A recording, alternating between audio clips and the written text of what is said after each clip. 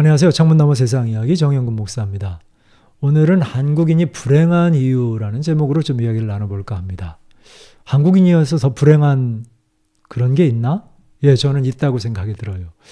특별히 캐나다에서 오랜 시간 동안 살다가 와보니까 한국이 이랬구나. 이런가? 다르구나 하는 게 피부로 정말 확 와닿는 것 같습니다. 그 중에 저는 이제 두 가지 이유를 꼽고 싶은데요. 먼저 각 기관에서 조사할 때마다 한국의 행복 지수가 정말 낮은 거 여러분들 아시죠? 특별히 극단적 선택을 하는 그 비율은 전 세계 1위를 지금 달리고 있지 않습니까? OECD 국가 중 1위였는데 지금은 OECD 국가가 아니라 그냥 통틀어서 보니까 자료화면 나온 거 보니까 그렇더라고요. 통틀어서 모든 나라 중에 1위예요. 지금 당장 막 내전이 일어나서 전쟁통에 있어서 막 죽어나가고 그런 나라보다 한국이 훨씬 더 이런 극단적 선택을 하는 율이 높아요.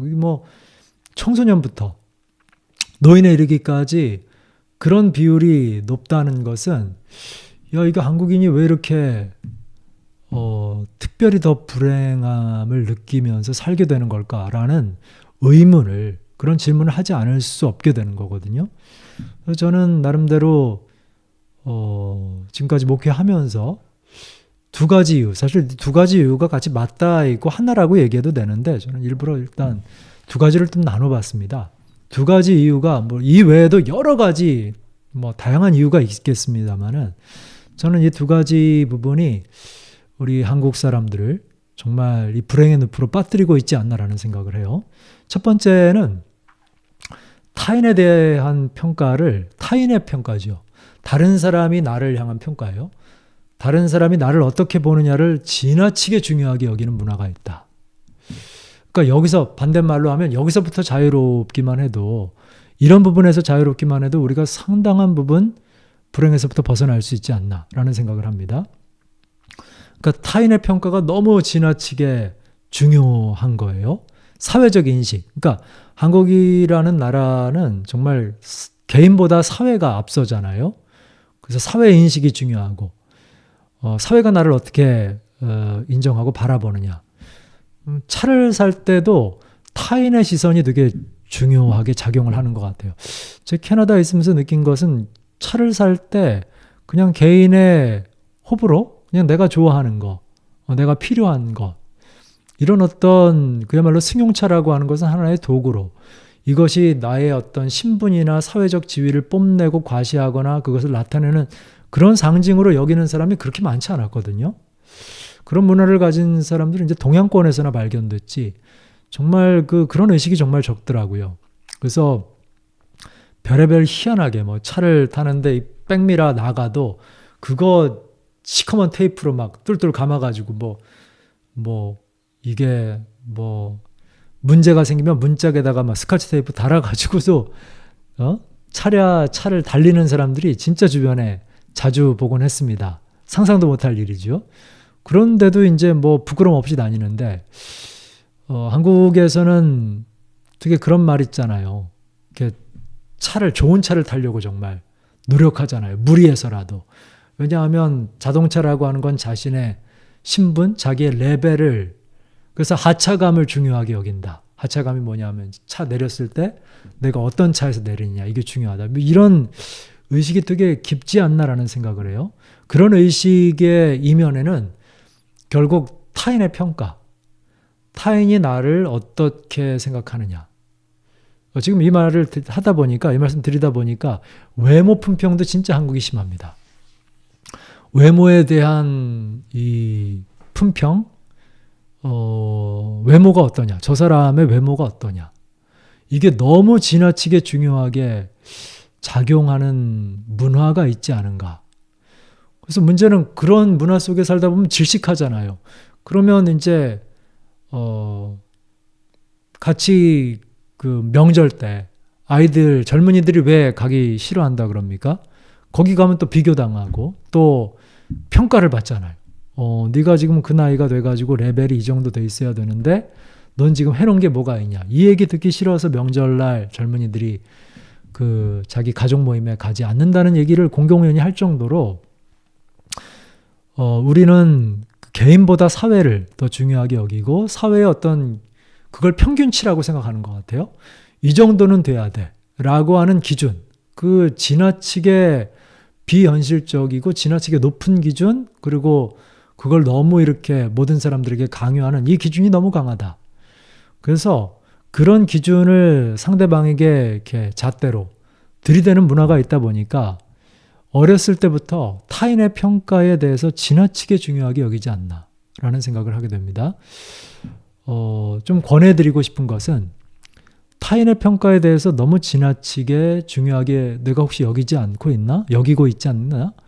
내가 다른 사람의 눈을 너무 시선을 지나치게 의식하고 있지 않나라고 한번 생각해 보셨으면 좋겠어요.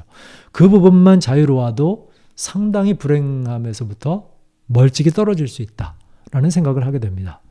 두 번째는 이것과 연관해서 끊임없이 타인과 스스로를 비교하고 경쟁하게 만드는 문화예요. 끊임없이 비교해요. SNS 많이 하면은 불행에 빠진다 그러잖아요. 그게 이해가 돼요. 왜냐하면 SNS 하면 다 행복하고 다른 사람들은 나보다 잘 나가고 다 이렇게 잘 지내는데 나만 이렇게 바닥을 기는구나.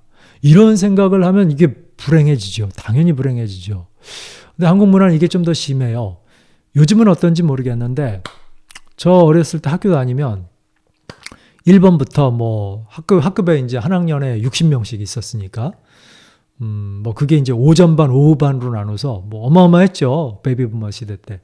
근데 이제 1번부터 60번까지 나눠가지고 등수가 정해져 있잖아요. 1등에서부터 60등. 그게 다 공개가 됐어요.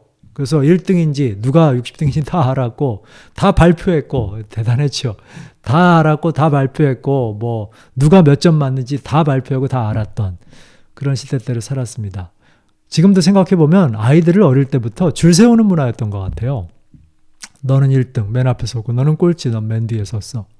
사람을 이미 기준을 잡고 그렇죠. 공부, 학업이라는 그 기준을 잡아서 줄 세우는 문화가 우리 안에 있었던 거죠. 그러니까 자신도 모르게 끊임없이 상대방과 비교하고 경쟁하며 사는 것이 익숙해진 삶에서 익숙해진 문화 속에서 우리 세대가 살았고요. 저와 같은 세대가 부모가 돼서 자녀들에게도 그러기를 강요하고 그런 눈으로 자녀를 양육하고 키우고 있지 않나라는 생각이 들어요. 그래서 끊임없이 타인과 비교하고 경쟁하는 문화 속에 살고 있습니다. 여러분 이런 유명한 속담이 있어요. 사촌이 땀을 싸면 배가 아프다고요? 뭐예요? 비교하고 경쟁하면 불행해진다는 거예요. 특별히 나하고 먼 사람이라면 나하고 먼 사람이 잘 됐다고 하면 뭐 그래도 괜찮은데 나하고 가까운 사람이 잘 됐다고 하면 그거는 견디기 어려운 거죠. 또 유행어 중에 하나가 엄친아라는 말이 있잖아요. 엄마 친구 아들. 그러니까 내가 도달할 수 없는 완전체를 놓고서 하는 얘기인데 엄친아 같은 것도 결국은 비교하고 경쟁시키는 문화인 거죠. 아이들을 불행하게 만들려면 아주 간단합니다. 부모님들이 자녀를 불행하게 만들려면 계속해서 타인과 가까운 아이와 비교하고 경쟁시키면 우리 아이들은 불행해지는 거죠. 그게 좋아질 거라고 착각하는 건 정말 착각이고요.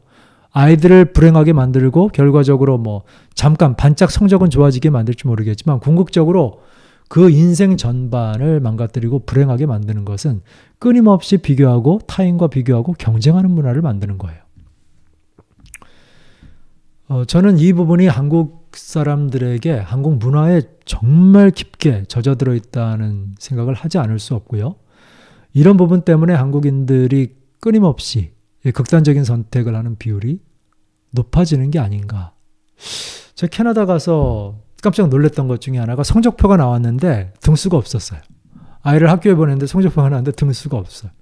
그냥 아이가 어떻게 지내는지에 대한 학교 평가만 나오고 거기 나온 것 중에 하나가 이제 엑설런트, 이런 거 엑설런트는 있더라고요. 잘했다. 또 나오는 것 중에 하나가 굿. 이것도 괜찮다. 또 나오는 것 중에 하나가 satisfy. 그러니까 만족할 만하다. not bad 같은 거죠. 만족할 만하다. 그 다음에 need improvement.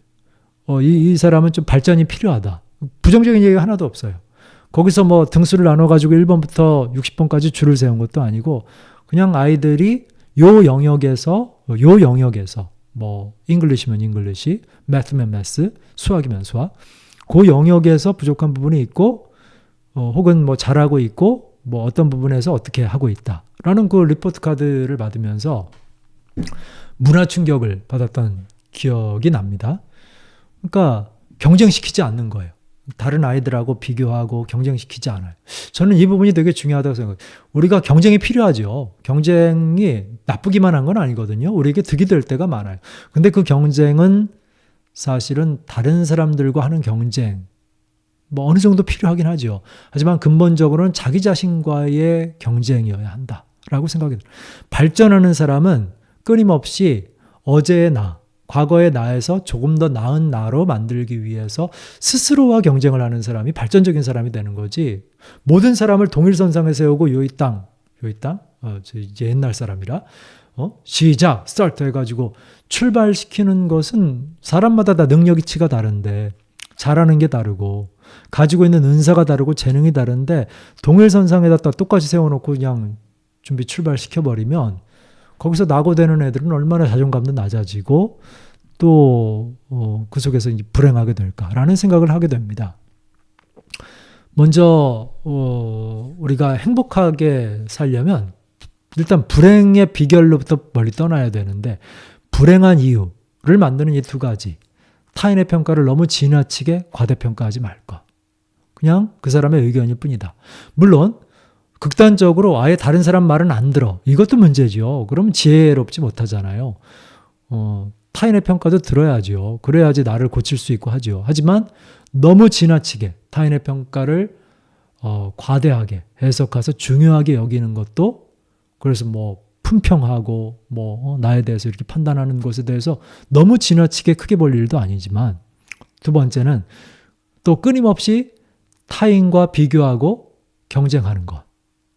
그래서 내 주변에 두고 끊임없이 그런 사람들과 비교하고 스스로를 경쟁하다 보면 여러분 그건 불행으로 가는 지름길입니다. 불행해지게 돼요. 절대로 행복해질 수가 없는 거죠.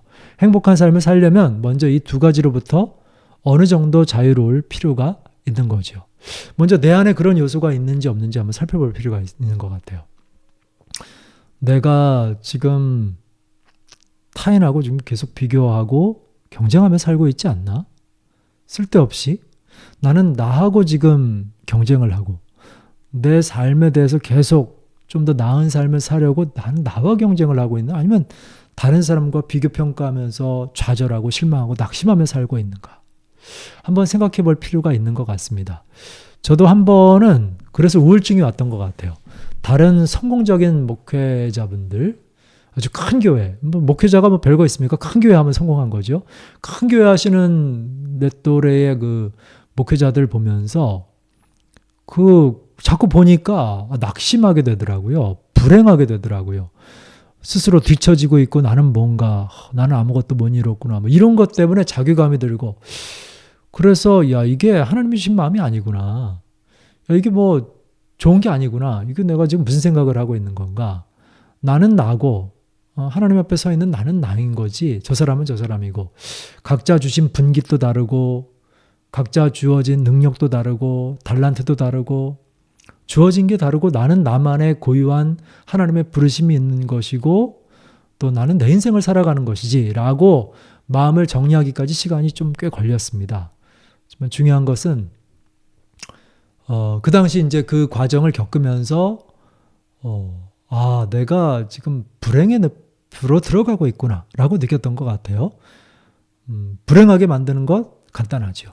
타인과 끊임없이 비교하고 경쟁하게 되는 것. 여기서부터 벗어나서 정말 복된 스스로 만족할 수 있는 행복한 삶 살아갈 수 있는 우리 삶 됐으면 좋겠습니다. 오늘 여러분 이 영상 유익하셨다면 좋아요, 구독 눌러주시면 감사하겠습니다. 다른 영상에서 또 찾아뵙도록 하죠. 감사합니다.